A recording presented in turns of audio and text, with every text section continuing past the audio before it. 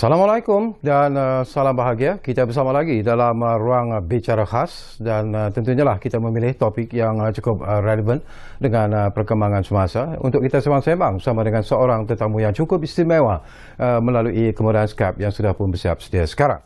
Baiklah, topik ataupun tajuk yang kita pilih hari ini ialah Malaysia bersama Palestin, perjuangan tidak bernoktah, sokongan tidak bermusim. Dan mungkin ramai juga yang mengetahui bahawa tidak sampai 24 jam gencatan senjata diumumkan, rejim Zionis sudah pun melanggar persetujuan tersebut. Dan pihak polis Israel telah pun bertindak menyerbu ruang sekitar Masjid Al-Aqsa dan melepaskan gas pemedih mata ke arah rakyat Palestin. Dan seperti apa yang dilaporkan oleh Al Jazeera, selepas solat jemaah melaungkan slogan meraihkan gencatan senjata antara Hamas dan Israel.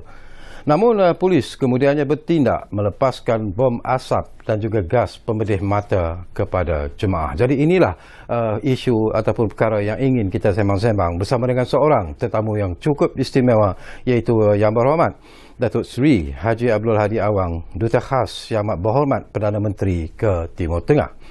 Dan kepada anda yang mungkin juga berminat untuk berkongsi pandangan dan juga pendapat berkaitan dengan isu ini, saya telah pun mendapat keizinan daripada Yang Berhormat Datuk Seri. Anda boleh memanggil kami di talian 03-2697-9767 dan juga 03-2697-9768. Dan seperti biasalah, anda juga sebenarnya boleh mengikuti kami secara live di FB dan juga di YouTube bernama TV. Assalamualaikum Datuk Seri. Waalaikumsalam. Alhamdulillah, akhirnya impian saya menjadi kenyataan untuk bersama dengan Datuk Seri. Walaupun kita tidak dapat bertemu secara bersemuka, tetapi sekurang-kurangnya melalui kemudahan Skype ini juga sudah pun memberikan satu kepuasan sebenarnya kepada diri saya, Datuk Seri. Jadi terima kasih banyak-banyak kerana sudi bersama kami di ruang bicara khas ini. Baiklah, saya ingin terlebih dahulu mendapat pandangan Datuk Seri lah daripada apa yang berlaku di kita tahulah di Gaza khususnya.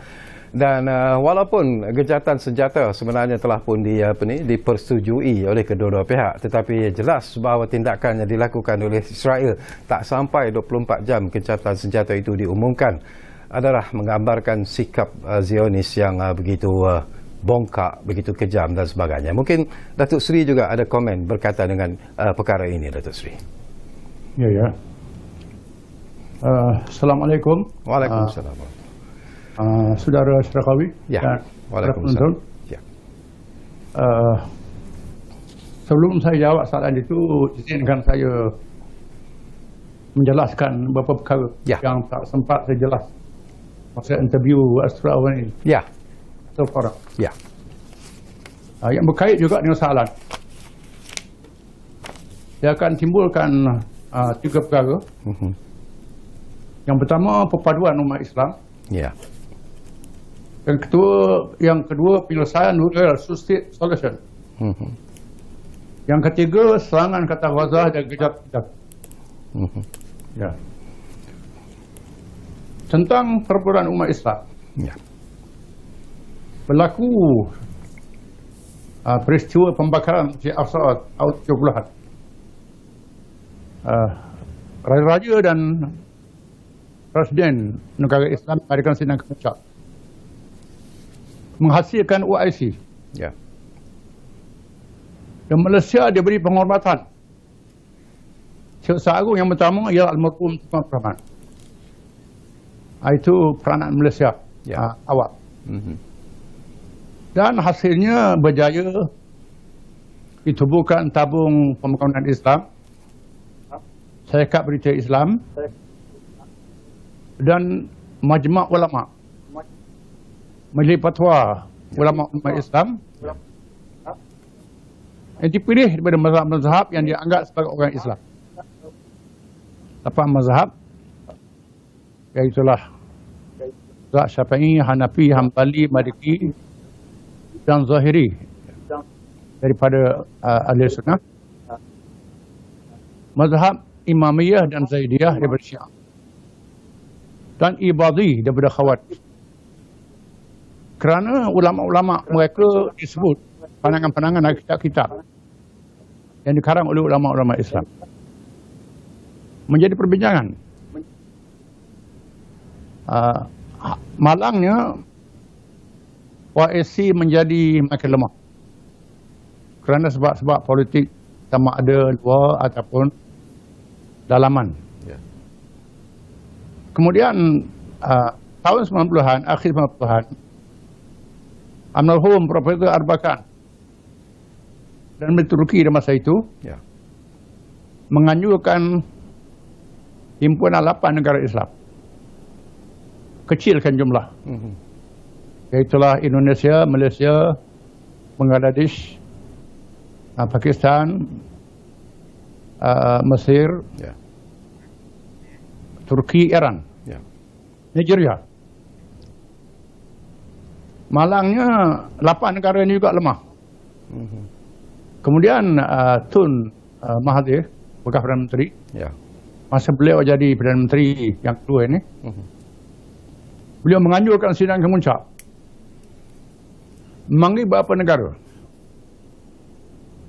Hasilnya 4 negara saja yang berani datang ke Kuala Lumpur.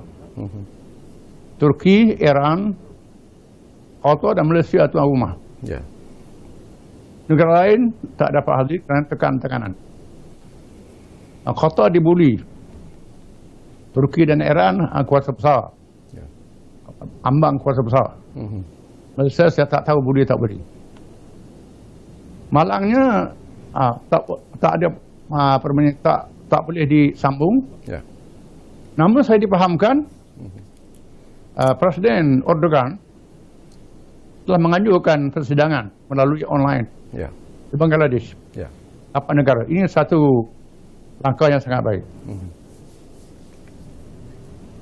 Yang kedua tentang two-state solution. Misalnya 2 negara. Ya. Hasil daripada perang 1967, Ya. Israel menawan banyak negeri-negeri Arab, termasuk Baitul Maqdis. Lalu Bangsa Bersatu menghasilkan resolusi 242. Selepasnya berlakulah penyelesaian 2 negara Ya. yang dijalankan. Walaupun negara Islam dan kumpulan Islam berpecah, ada yang sokong dan ada yang tak sokong. Saya menganggap ada hikmah di situ. Ya. Kerana di situ ada positif dan ada negatif. Positifnya ialah Palestin diiktiraf sebagai negara. Palestin boleh hadir dalam himpunan antarabangsa, forum, PBB dan sebagainya. Ya. Dari tubuh kedutaan. Dan banyak negara boleh salurkan bantuan melalui kedutaan Palestin. Kemudian mereka buat pilihan raya. Bila buat pilihan raya, PLO masuk pilihan raya, Ya. Hamas yang kata tak setuju juga masuk pilihan raya. Ini yang positif. Malangnya, PLO yang berkuasa di tepian barat, Ya. dihalang-halang, disegat-segat. Hamas tak ada iktiraf. Dia anggap pengganas. Adapun yang negatifnya, Israel yang bercakap menerima masuk Amerika, Ya. tetapi melakukan perkara yang sangat mendukacitakan. Terus membawa masuk orang-orang Yahudi berhijrah datang ke Palestin. Amerika membuka senjata. Dan yang terakhirnya Donald Trump mengisytiharkan Baitul Maqdis ibu negara Israel. Israel. Ya. Ini sudah melanggar two-state solution. Kerana dalam 2 negara itu, Baitul Maqdis Timur adalah ibu negara Palestin. Israel dah langgar. Ya. Netanyahu yang jadi PM telah bertindak apa yang buat oleh Biden, oleh Trump ini, Ya. dengan menyerang Baitul Maqdis dan menceroboh Masjid Aqsa. Masjid Aqsa menyentuh agama orang Islam. Bulan Ramadan. Ya. Dia tak ke bulan Ramadan. Dia ceroboh, lampau Yahudi masuk, berlaku pertukaran.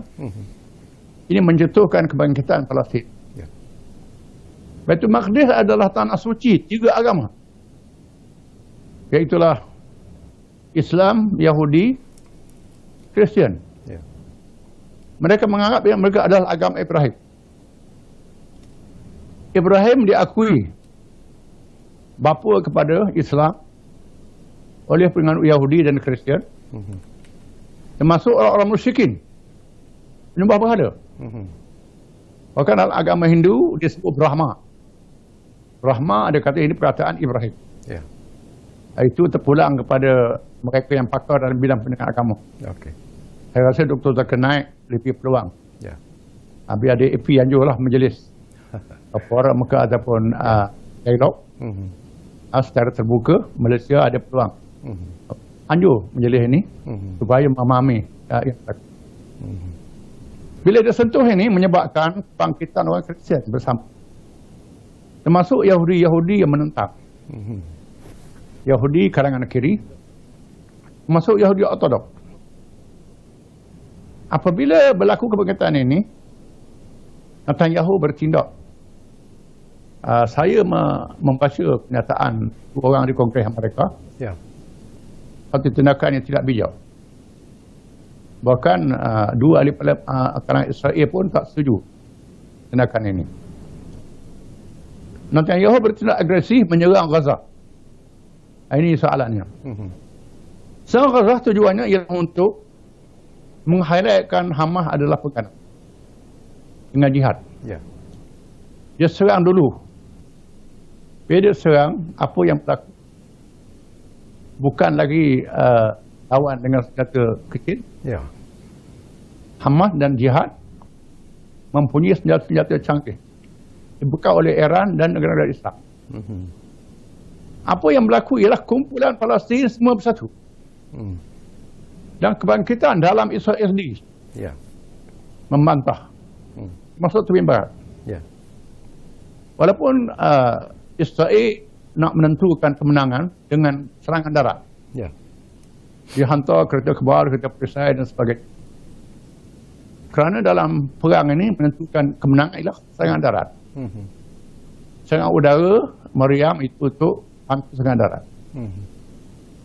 Bila Israel nak serang darat, nampaknya dia tak mampu, tak berani. Saya baca dalam Al Jazeera, Ya. beberapa orang askar Israel ditawan. Katakan hilang. Ya. Jadi Israel akhirnya dia tak boleh serang. Kalau dia serang, mungkin tentera darat dia akan jadi sasaran. Lalu dia tim menyertai senjata. Tim menyertai senjata dengan syarat-syarat, dan kumpulan Palestin memberi syarat yang penting.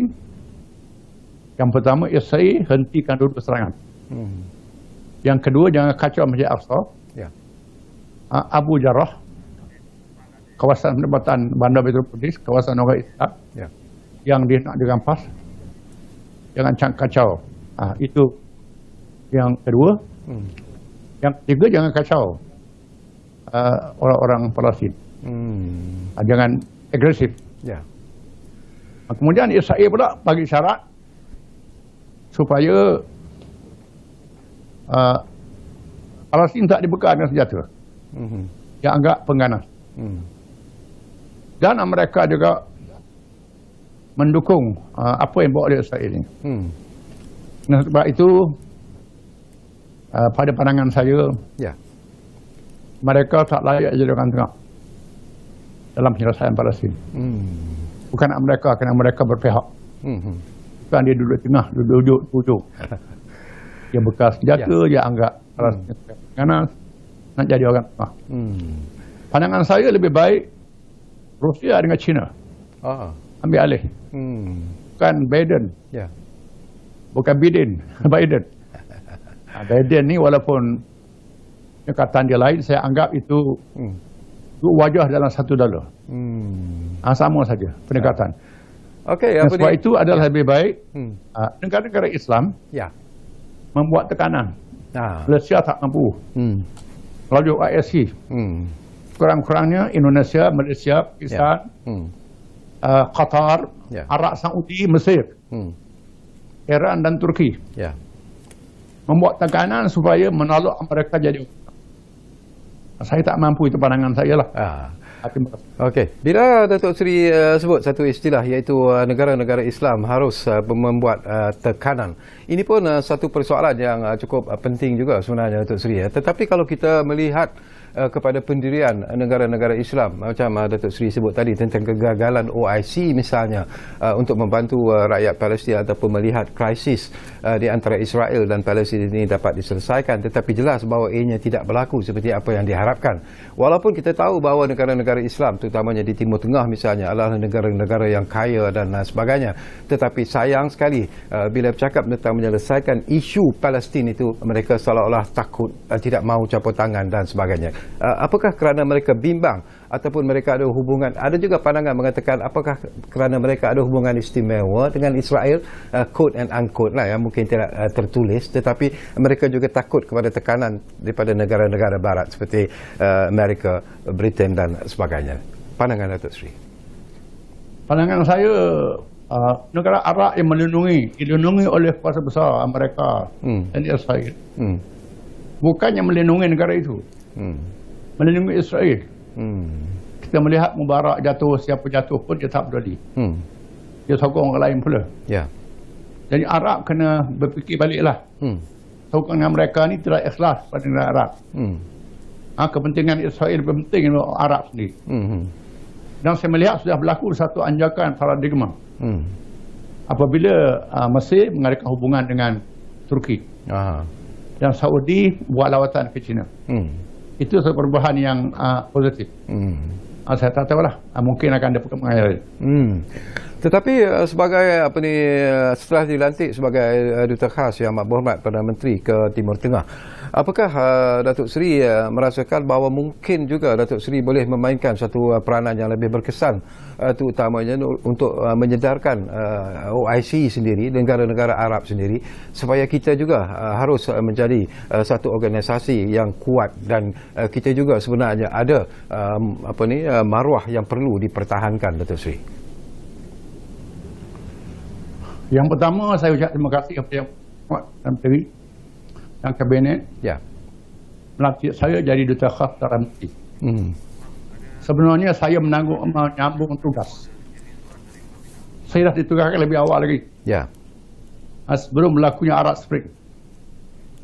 Apabila berlaku perang antara Yaman dengan Saudi, Turki dan Saudi, rakan-rakan Arab dan Palestin minta saya libatkan dalam perdamaian. Selepas beberapa negara Arab, Liga Arab dan Qatar gagal. Saya jawab saya kerdil, tak mampu, dan parti saya parti pembangkang bukan kerajaan.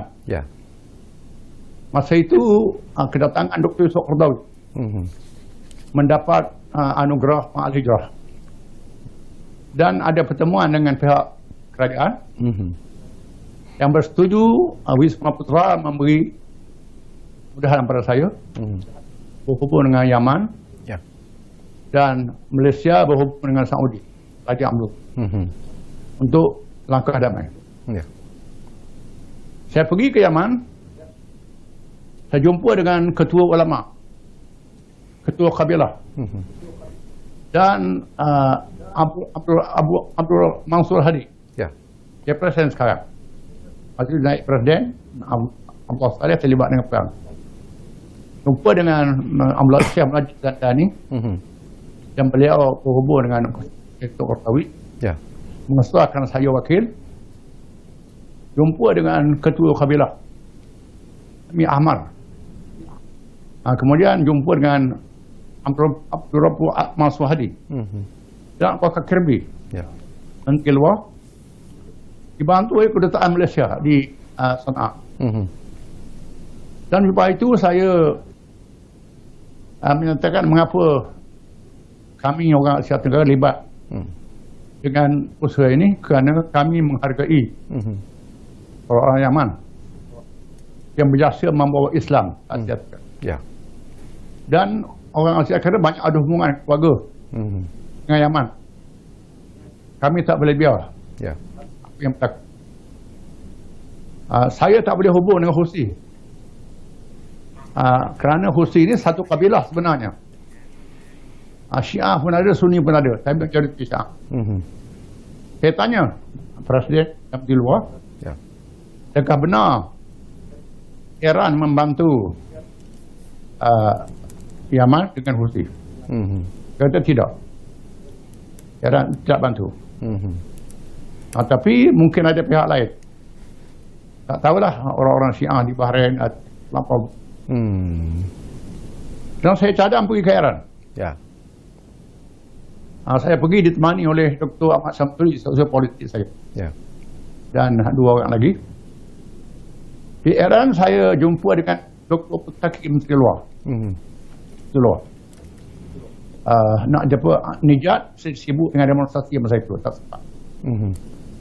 Kemudian saya terus tanya dia tentang pendapatan Yaman, Iran Ya. dengan Yaman. Ini menimbulkan masalah. Yang kita timbulkan masalah mazhab. Dan Tuan kata memang Iran tak terlibat. Kami tak terlibat, tak terlibat. Ya. Dan saya balik buat laporan ke Majlis Ulama Sedunia. Ya. Dan selepas itu ulama-ulama Yaman mengadakan zakarah dengan kabilah. Mereka merasa malu orang luar datang. Lalu mereka selesaikan. Dan damai. Hasilnya Syekh Rabawi lantik saya jadi naib Presiden Persatuan Ulama.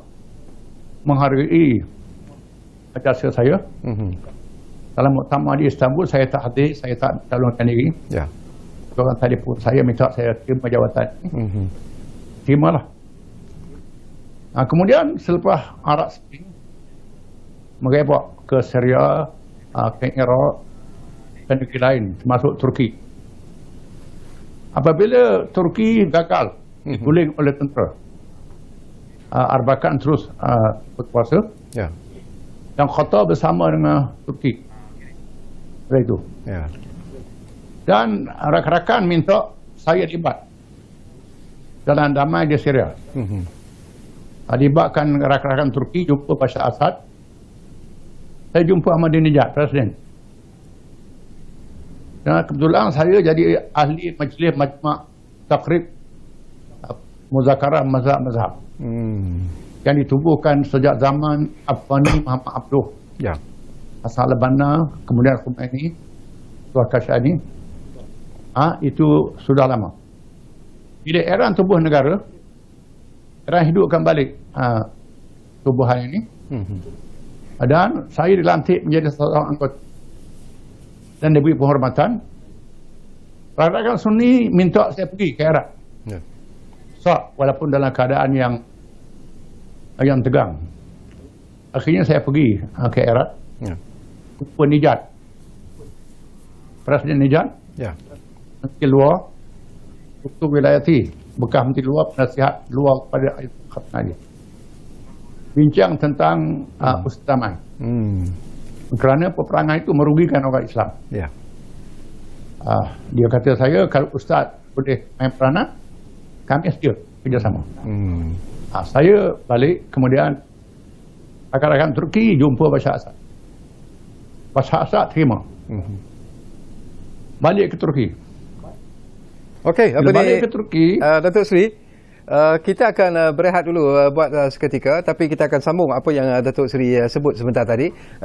Tapi sebelum kita berehat, Datuk Seri, saya difahamkan kita dah pun ada pemanggil yang agak lama menunggu di talian kita sekarang ini. Jadi kita ambil dulu panggilan ini. Jadi mungkin nanti Datuk Seri boleh kaitkan persoalan yang dibangkitkan oleh pemanggil kita ini dengan apa yang Datuk Seri sedang sebut ketika tadi. Baik, kita ambil dulu Encik Ridwan dari Pulau Pinang. Saya difahamkan dah pun ada di talian kita sekarang ini. Assalamualaikum, Tuan. Maaf Tuan. Ya, agak lama menunggu. Ya. Assalamualaikum warahmatullahi wabarakatuh. Tuan Zakari dan yang berhormat Tuan Guru yang berhormat Datuk Seri. Waalaikumsalam. Hanya soalan mengenai ekonomi. Dia tengok pada Datuk Seri. Israel ada catat kerugian lebih kurang artinya 8 milion akibat perperangan dengan Israel dengan Palestin. Okey. Boleh Datuk Seri ulas pada hal ini walaupun mereka rugi tetapi mereka mau juga berperang dengan Palestin.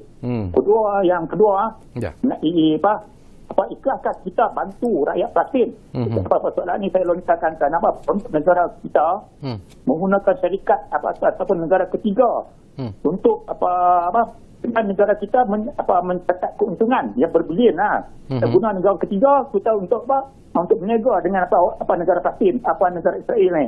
Bagaimana tu? Okey, yang ketiga ada pernyataan Datuk Mahathir dia katakan kita nak bagi Israel ni dia tergugat dalam bidang ekonomi kita putuskan bekalan minyak, tetapi negara-negara Arab dia tak putuskan bekalan minyak, dia terus bagi bubur macam mana dia dia nak berhentikan serangan tu. Bayangkan dia bagi minyak semua kan, senjata dia bagi tapi kita ambil kenyataannya putuskan bekalan minyak kepada Israel oleh negara Arab supaya Israel lumpuh. Okey. Minta Datuk Seri bagi pandangan ataupun ulas dalam ini. Okey.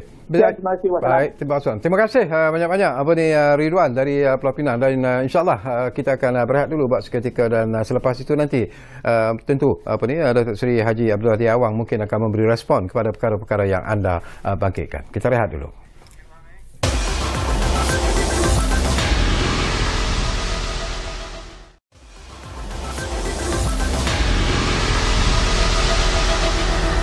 Baiklah, kita kembali semula ke ruang bicara khas ini. Masih lagi kita bercakap tentang Malaysia bersama Palestin, perjuangan tidak bernoktah, sokongan tidak bermusim, dan tentunya kita masih lagi bersama dengan Yang Berhormat Datuk Seri Haji Abdul Hadi Awang, iaitu Duta Khas Yang Berhormat Perdana Menteri ke Timur Tengah. Sebelum itu kita ambil satu lagi panggilan yang ada di talian kita, Encik Abdullah Osman dari Seremban Negeri Sembilan sudah pun bersiap sedia sekarang ini. Assalamualaikum Encik Abdullah. Waalaikumsalam. Ya. Waalaikumsalam Datuk Seri. Ya. Ni ada 2-3 perkara lah. Pertama sekali, Malaysia sebenarnya sokong mirip sebelah mana, ke arah mana. Adakah kepada Hamas atau Fatah, PLO dan sebagainya. Dan berikan pencerahan siapa sebenarnya Hamas, Fatah dan Hezbollah.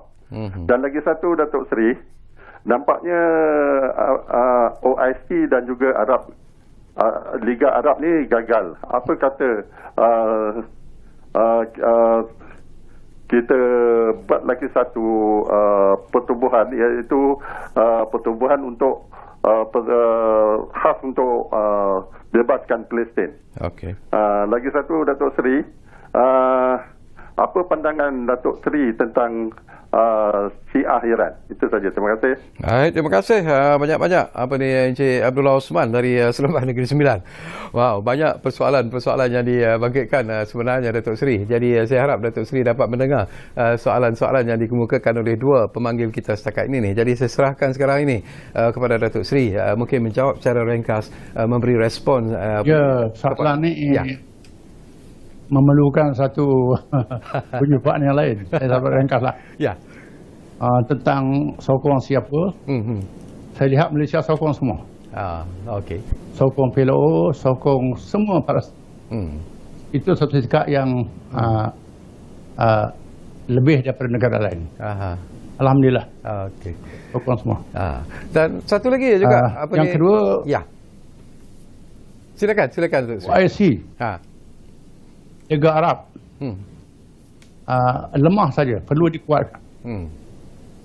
Dan usaha menguatkan OIC ini sudah dilakukan secara membentuk 8 negara kumpulan kerjasama ekonomi. Ya. Itu satu usaha yang sangat baik. Okey. Bersama dengan OIC. Kemudian yang bertembung antara satu sama lain. Okey. Yang ketiga, Syiah ini sebenarnya bukan satu mazhab. 230 mazhab. Kita pada hukum semuanya bukan Islam. Ya. Tak dinafikan dalam Syiah ada yang bukan Islam. Ada yang ijtihadnya salah. Tapi masih orang Islam. Ada yang bertelangkah masalah politik. Siapa jadi khalifah, Ali ataupun Abu Bakar. Itu saja. Itu pandangan mereka. Ya. Dan memang ada yang sesat, tak dinafikan. Tapi yang sesat ni dia tonjolkan. Dan ahli sunnah juga ada. Ya. Bukan ahli sunnah 4 mazhab, 5 mazhab. Mazhab Ayafin pun ada. Mazhab tu pun ada. Ya. Tak boleh anggap 2-3 mazhab ini ada terus kita hukum. Ini permainan kuasa luar untuk mengacau umat Islam. Ya. Dan Iran telah membuat satu reformasi. Bila mereka tubuh Majma' Taqrib, Ya. mereka ubah pandangan-pandangan mereka dan beristihad. Banyak pandangan-pandangan Sunni dia amalkan dalam wilayatul fiqh. Dan di sana ada pelampau Syiah. Ada pelampau Syiah yang menentang, Ya. menonjolkan isu mencela sahabat Nabi, isteri Nabi. Iran dan Kuwait bertindak menghalau mereka ni, dan mereka dilindungi di Britain. Amerika Britain melindungi. Ya. Ada pusat, ada masjid di sana. Jadi ada orang belajar sana lah. Ya. Ini jadi masalah. Itu jawapan ringkas. Okey, menarik apa ni tadi dibangkitkan oleh Encik Ridwan lah. Apa yang berlaku sekarang ini apabila gencatan senjata itu apa ni diwujudkan? Apakah itu menandakan kerana adanya tekanan dari aspek ekonomi kepada Israel? Kerana ada juga berita yang disebarkan bahawa disebabkan oleh apa yang berlaku di Palestin ini, perbelanjaan yang terpaksa dikeluarkan oleh Israel untuk senjata dan sebagainya, mereka hampir-hampir mengalami kerugian dikatakan bernilai hampir 8 bilion. Jadi apakah tekanan-tekanan itu yang membolehkan ataupun memaksa Israel untuk bersetuju mengadakan gencatan senjata di Palestin? Datuk Seri? 8 bilion satu jumlah yang kecil pada Israel. Kerana Israel mendapat sokongan. Mereka kuasai Malaysia Zionis, tabung keuangan antarabangsa, bank-bank di Amerika, bank-bank di Eropah membiayai. 8 bilion itu sangat kecil pada mereka. Apa yang berlaku ialah kekalahan dari segi ketenteraan. Apabila dikejutkan dengan Hamas mempunyai senjata yang boleh menyerang balas. Dan Israel tidak boleh menyerang darat. Kalau serang darat akan jadi sasaran pada tentera dia. Kemudian tentangan dalam Palestin. Tentangan daripada bukan saja rakyat Palestin, Islam termasuk Kristian, masuk Yahudi Ortodok. Di sana ada Yahudi yang sosialis, komunis, liberal, yang demokratik, dan ada Yahudi yang ortodok. Satu nama mazhab Naturi Karta. Mazhab ini menganggap menubuhkan negara adalah menggali kubur kepada orang Yahudi sendiri. Di akhir zaman mereka akan musnah. Mereka baca dalam kitab mereka. Itu tentangan daripada zalaman dia kuat. Dan sebab itu mesti dia dapat perlindungan daripada mereka yang menolong dia. Dan gencatan senjata ini sebenarnya ialah peluang untuk membina kekuatan. Tapi dia tak benar Hamas bina kekuatan. Ada dia gencatan senjata dia boleh bina kekuatan. Ya. Kita juga pasti bina kekuatan kita mengikut kemampuan kita. Betul. Ya. Baik, persoalan yang juga dibangkitkan oleh pemanggil kita tadi, berkemungkinan tak Datuk Seri untuk negara-negara Islam khususnya mengenakan tekanan-tekanan ekonomi kepada Israel ini? Misalnya kita putuskan bekalan minyak, tetapi apakah Datuk Seri melihat bahawa ini tidak akan boleh dilakukan ataupun tidak akan mahu dilakukan sebenarnya? Masa perang 73, almarhum Raja Faisal, Raja Saudi, pernah mengambil langkah memula minyak. Okey.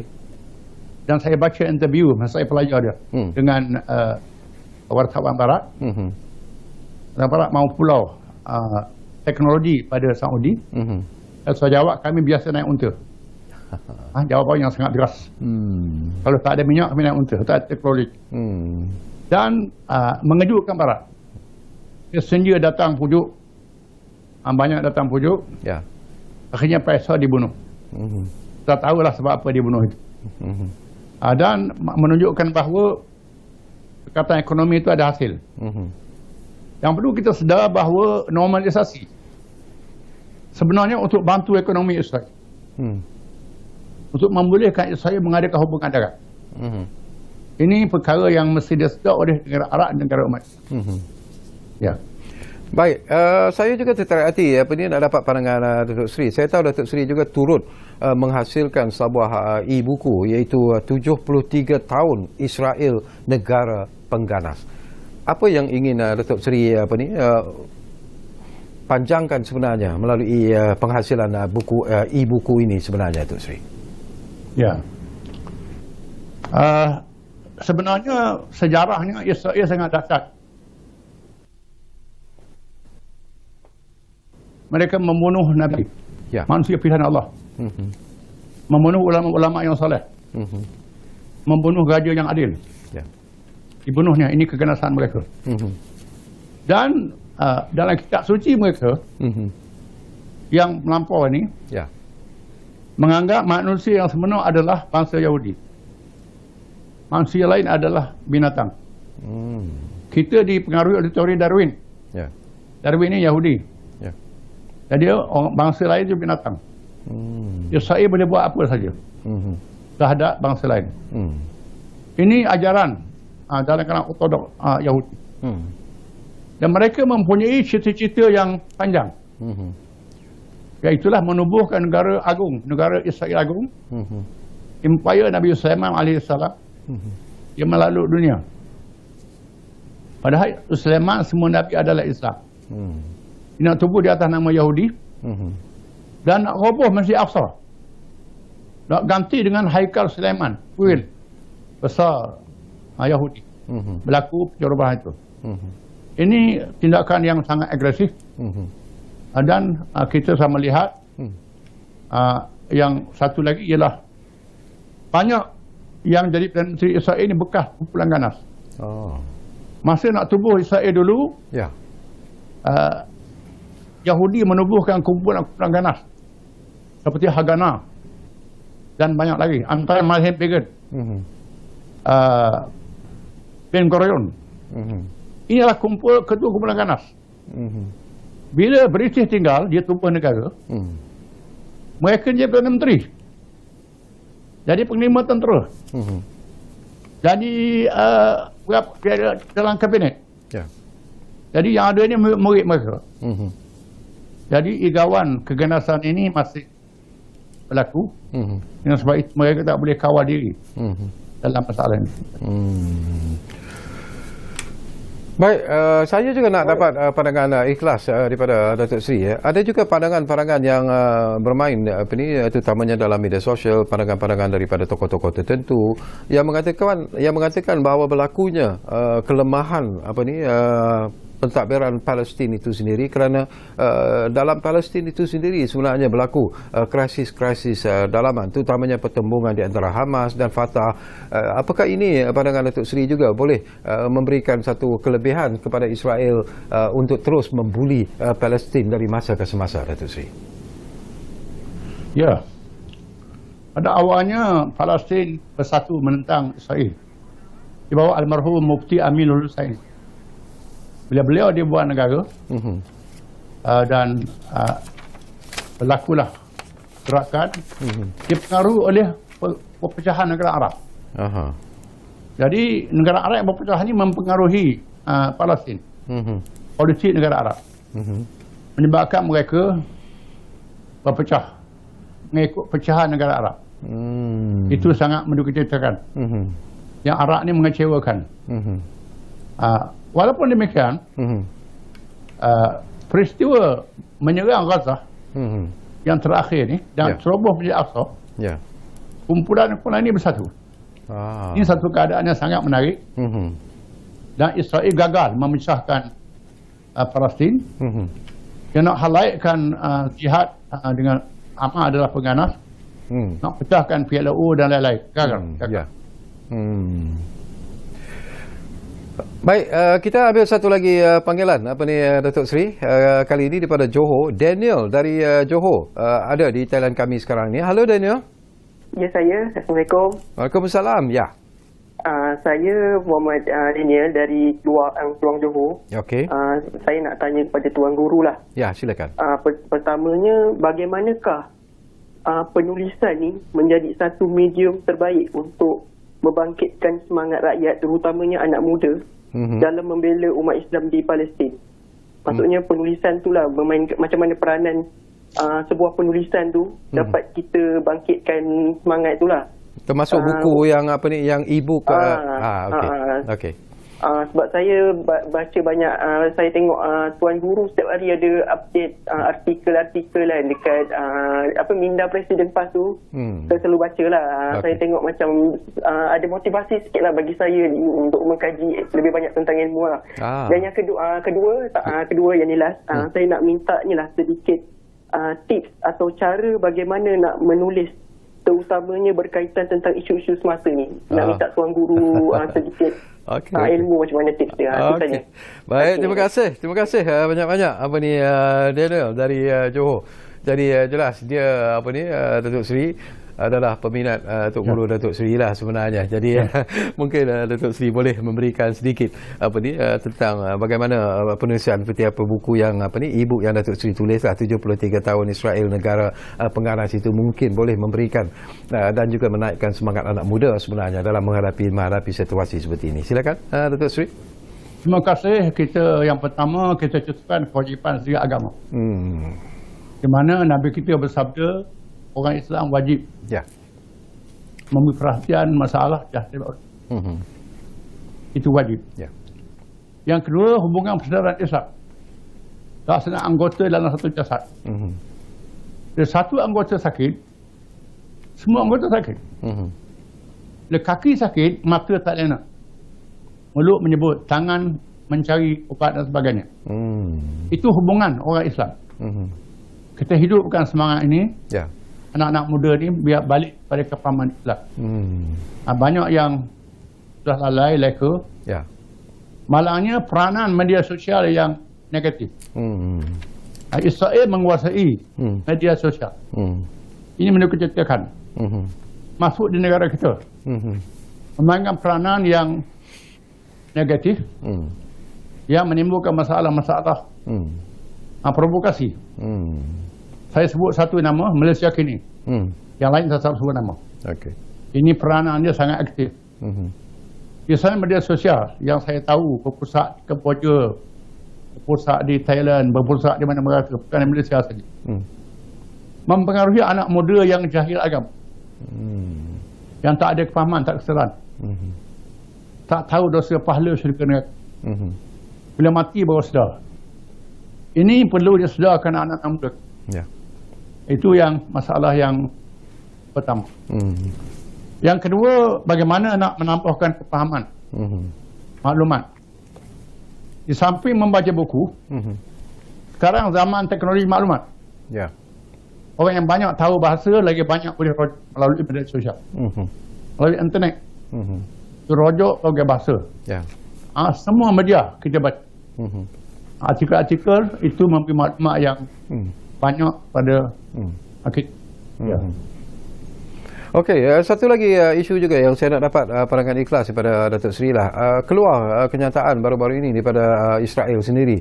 Mereka dikatakan akan melakukan serangan bukan secara fizikal tetapi mungkin secara serangan cyber, dan antara negara yang disebut dengan jelas ialah Malaysia. Jadi apakah Datuk Seri melihat bahawa ini berkemungkinan akan berlaku, dan kerajaan kita pun sebenarnya telah pun mengambil satu langkah yang proaktif untuk menjamin bahawa kalaulah betul akan berlaku serangan cyber ini, kita sudah pun bersedia sebenarnya untuk menangkisnya. Tetapi apakah Datuk Seri melihat bahawa ancaman ini adalah genuine ataupun hanya untuk menakutkan negara-negara yang menunjukkan bantahan terhadap sikap biadab yang ditunjukkan oleh Israel? Mereka menguasai media di seluruh dunia. Dan saya dapat berita di Tunisia sudah ada kesan serangan cyber ni. Dan orang Tunisia proses. Kerana ada laman-laman web yang keluar oleh Israel yang menyekat internet dan sebagainya. Ini berlaku.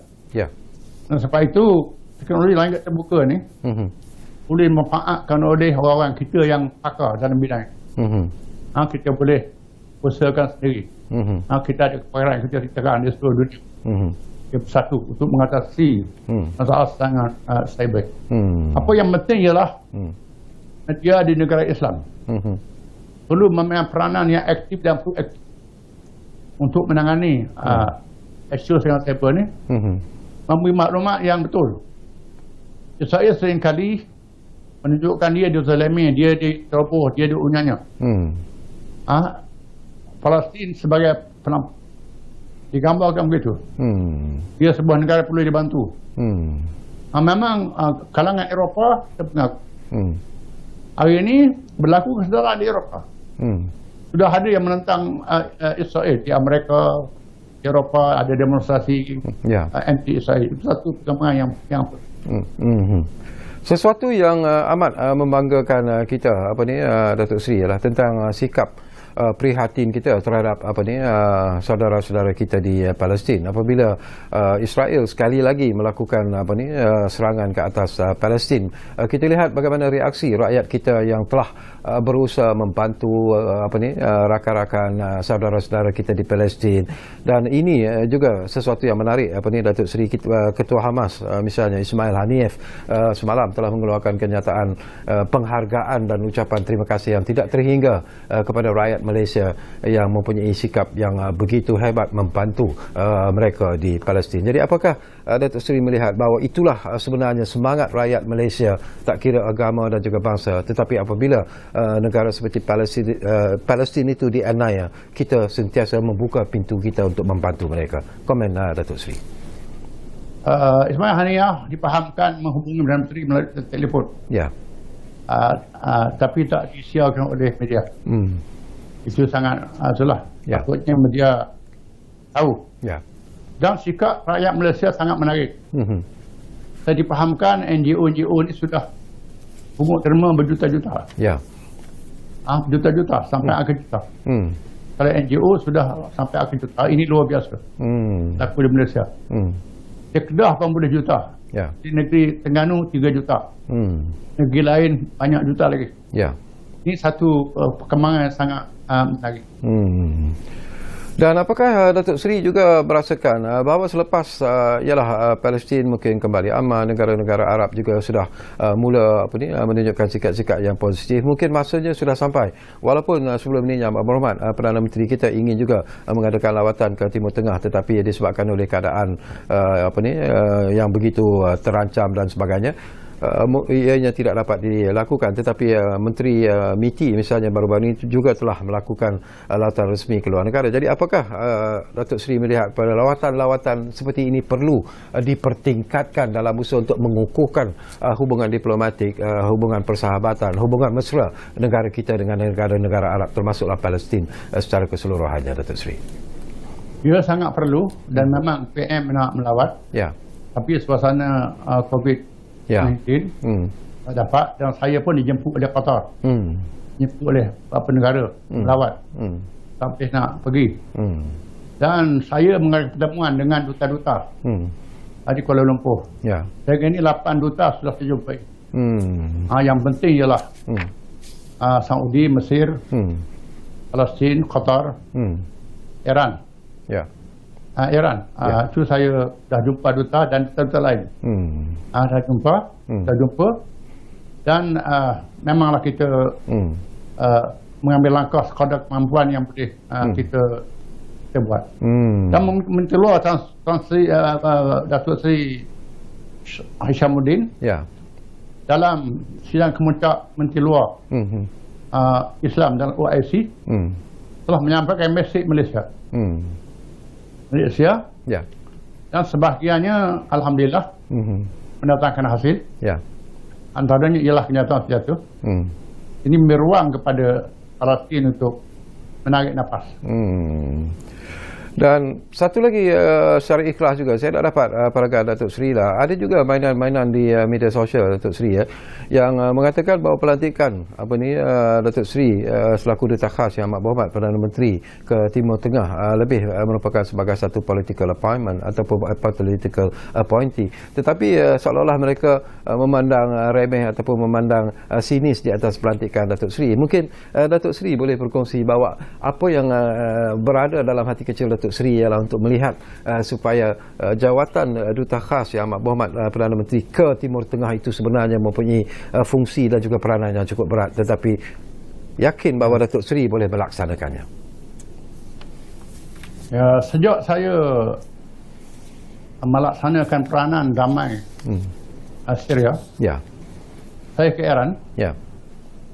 dan dilantik naib ulama. Ada kalangan di Malaysia ni, NGO, parti politik, pimpinan yang melakukan provokasi menghubung Syekh Qaradawi. Masa itu hubungan Qatar dengan Syria tegang. Ya. Dan menegur lawatan saya ke Iran. Sedangkan saya dijemput oleh pimpinan Sunni Iran, Ya. oleh rakan Palestin. Ini berlaku. Ya. Dan beliau tegur pasal Sunni Syiah. Dan padahal saya dah sebut tentang mazhab-mazhab tadi. Ya. Dan saya pun tegur dia juga. Fatwa dia tentang mengharamkan melawat Baitul Maqdis secara mutlak. Saya kata tidak boleh, mesti fleksibel. Ya. Mesti dibenarkan melawat kerana bantu Palestin, kerana menolong orang Palestin. Itu bantuan lawatan yang wajib. Kalau melawat melancur nak suka itu memang haram. Ya. Dan pada awalnya memanglah agak yang dan saya tulis surat kepada Qaradawi, saya letak jawatan daripada naib Persatuan Ulama. Ya. Kerana jawatan ini bukan saya minta, orang tawar pada saya. Dan beliau hantar wakil Sensor Agung. Ya. Ujuk saya tarik balik ketika jawatan itu. Dan saya terus bertugas hingga habis tempoh. Dan bila berlaku pemilihan Turki, Ya. saya tarik diri perjalanan, saya salurkan buku saya Silent Saga. Ketua Majlis Shura PKS Indonesia. Ya. Ganti saya bagi pihak Asia Tenggara. Ya. Baik, sebelum kita berpisah, tinggal lebih kurang 1 minit saja lagi masa apa ni yang ada pada kita, Datuk Seri. Harapan Datuk Seri sendiri dan keyakinan Datuk Seri sendiri, apakah gencatan senjata di Palestin itu akan dapat diteruskan ataupun berkekalan, ataupun mungkin sekali lagi seperti apa yang berlaku hari ini, Israel sekali lagi akan bersikap biadab untuk melanggar gencatan senjata yang telah pun ditetapkan itu ataupun dipersetujui itu. Gencatan senjata itu sementara. Kerana Israel tentak berjuang ke arah menubuhkan negara Israel yang agung. Yang ditulis di Knesset Parlimen Israel. Ya. Negara impian kita ialah dari Nil ke Euphrates. Dari laut ke laut. Ya. Termasuk Madinah Munawwarah. Itu negara impian. Perjuangan dia yang mesti diperjuangkan. Gencatan senjata ini adalah sementara waktu. Ya. Dan kita kena sedar, kita orang Islam juga. Ya. Nabi dah janji orang Islam akan dapat mengalahkan Yahudi di akhir zaman. Dalam hadis-hadis yang sahih. Itu dengan sebab itu kita menganggap bahawa kata sementara waktu. Baik, terima kasih banyak-banyak kepada Yang Berhormat Datuk Seri Haji Abdul Hadi Awang kerana sudi bersama kami di ruang bicara ini. Dan saya cukup selesa sembang-sembang bersama dengan Datuk Seri, tapi saya tahu saya akan menjadi lebih selesa dan lebih gembira sebenarnya kalau di masa-masa yang terdekat ini Datuk Seri boleh datang bersama kami di studio ruang bicara ini, kerana impian saya ialah sebenarnya untuk bertemu Datuk Seri secara in person sebenarnya. Jadi secara bersemuka, tetapi insya-Allah saya tahu impian saya itu mungkin akan dimakbulkan oleh Allah Subhanahu Wa Taala satu hari nanti. Jadi setinggi-tinggi terima kasih kepada Yang Berhormat Datuk Seri Haji Abdul Hadi Awang, itu Duta Khas Yang Amat Berhormat Perdana Menteri ke Timur Tengah. Kita jumpa lagi Datuk Seri. Assalamualaikum. Jumpa lagi insya-Allah. Ya. Baik, jadi terima kasih kepada anda yang menumpukan perhatian bersama kami di ruang bicara ini, ruang bicara khas ini, dan insya-Allah seperti yang selalu kami janjikan, ruang bicara akan terus berbicara bersama dengan anda. Dan jangan lupa, kita masih lagi berjuang menentang COVID-19. Jadi patuhilah SOP-SOP yang semakin diperketatkan mungkin mulai minggu hadapan. Jadi yang penting ialah kita jaga keluarga kita, dan kita jaga negara kita. Jumpa lagi.